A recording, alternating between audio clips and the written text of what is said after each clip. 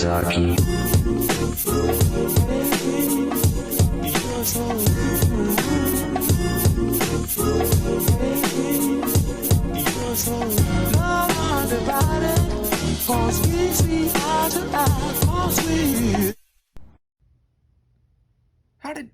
How did I get here? And today we're taking a look at one in particular. Whiff. Oh yeah. Ladies and gentlemen, guys and gals, non-binary pals, welcome back to the channel for yet another look at something you probably didn't see coming. Or maybe you did. You know, it's not like I said it. After taking a look at what could be some of the best fake TrackMasters, I think it's time we take a look at what could be one of the worst. I think it's one of the best just for how bad it is, but that's another statement. Yes, as you can see here, ladies and gentlemen, we got the Whiff, the cursed fake TrackMaster Whiff, and today we're gonna review and unbox him together. Can't say I expected the fake collection to grow like the real one does, but here we are. And thank God we are. But before we take a look at the engine, let's take a look at this packaging. Well, it's pretty much the exact same thing you saw with Donald, just now a lot smaller. It's got the Thomas and Friends logos, the motorized logo, says Fisher Price here, and yeah, on the bottom it says Britt Allcroft. All sorts of copyright stuff that is not real, at least in terms of this toy. But pretty interestingly, he has a sticker over where the name is. They didn't actually print it on the box. It just says with motorized engine, and as you can see there is a holographic sticker. Wow. And thankfully it does still have the choking hazard there. The plastic still feels pretty cheap, I'm not gonna lie, like maybe... Alright, my finger's not going through this one like it did with Donald, but look at that, it's already stressed and just messed up from that. Nice. Shit, there's also track on the inside, I forgot to mention that he kind of sits on, not actual TrackMaster track, but that little print there. Alright, let's open this thing. So really quick, I think the reason Donald and Douglas are so good is because they're using original molds that the original toys did too. This one seems to, in some ways, and in other ways has completely abandoned that. All right, before we get them off, let's see. Let's just take this sticker here. Is there anything under this? Diesel. No way. Yeah, this used to be a Diesel box, and they put a sticker on top of it that says Whiff. Awesome. Oh, that is so cool. Oh my, let's open this part up. Do we have? We do. We do have these cursed instructions yet again. Look at that quality. That's just how you know it's real right there. And here's a better look at that. We still have some copyright information here on this one as well. That one was sitting for a minute, sorry. All right, so it looks like Whiff is held in the exact same way Donald was, or in a pretty standard way. This is how they pretty much do it with all TrackMasters. Let's go ahead and pull those pegs out. He's here. What more do you want me to say? Ladies and gentlemen, the fake TrackMaster Whiff. Now, as some of you may remember, I do have a real TrackMaster Whiff that's in this box here. I'm not going to be opening this because I just don't think that's a good idea, especially for this video. But we do have a point of reference, and yeah, there's quite a bit here that's just not right. At the very least, this chassis was either replaced or heavily modified. As you can see here, it doesn't have the things that cover the wheels here on the side, and instead he has a side rod, which, I mean, that's an improvement to me, I guess, but kind of weird. His middle wheel is not painted at all. It is a bright red, just like his foot plate, and so as you can see here on the real Whiff, the sticker just kind of sits over the top. On this one, there's almost like a molding that guides the sticker around it, and it doesn't even fit the full way on the body. It also looks like they shortened his boiler, or just completely failed to paint this area. Actually, I think it's just a new smoke box altogether. There's only 2 boiler stripes here on the top, and they're missing that black one in the middle.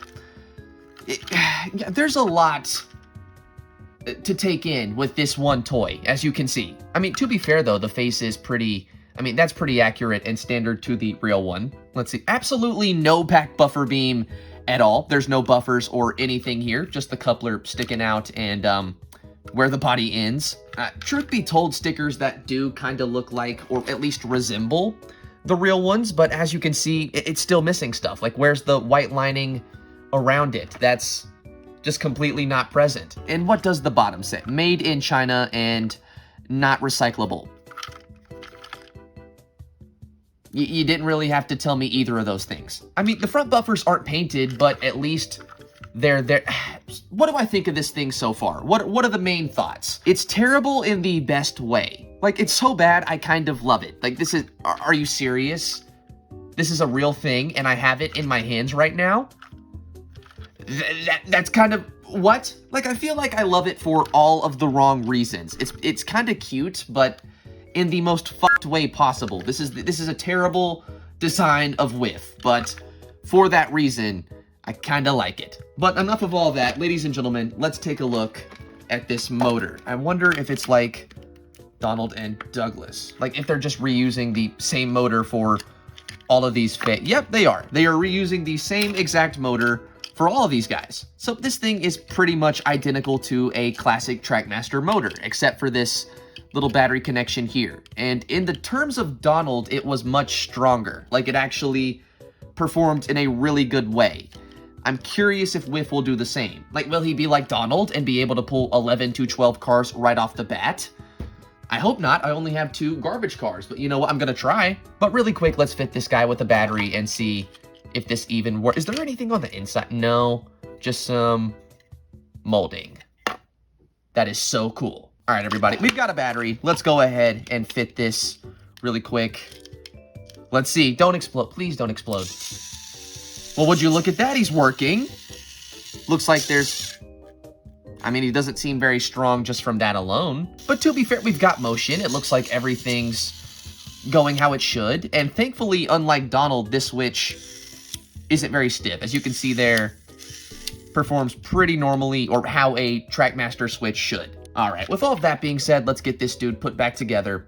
What are my final thoughts and ratings? Well, if I had to give it out of 10, and I'm just being completely and totally honest with you guys, this is like maybe a 3, maybe even a 4. But that's if we're being technical and thinking about this as a Whiff model. If you're like me and looking at this as just a cursed variant of Whiff, that's completely and totally insane. I mean, in that regard, 10 out of 10. What are we looking at? What have we been talking about this entire video? I still don't know. I still can't believe this is now in my collection. Like, just the weirdest, most cursed TrackMaster thing you may have ever seen.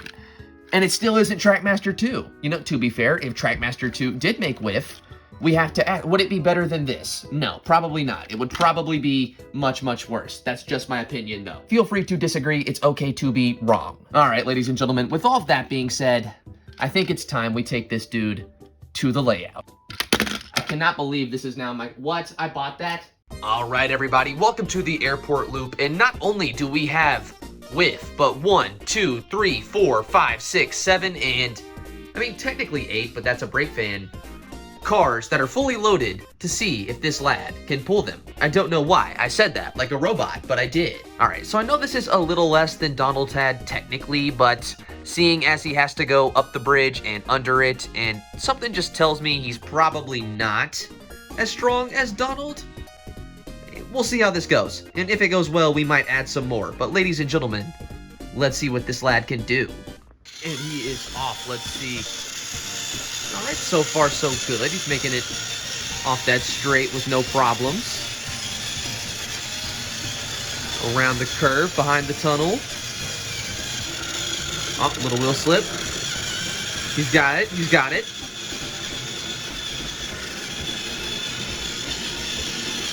All right, coming around the corner again.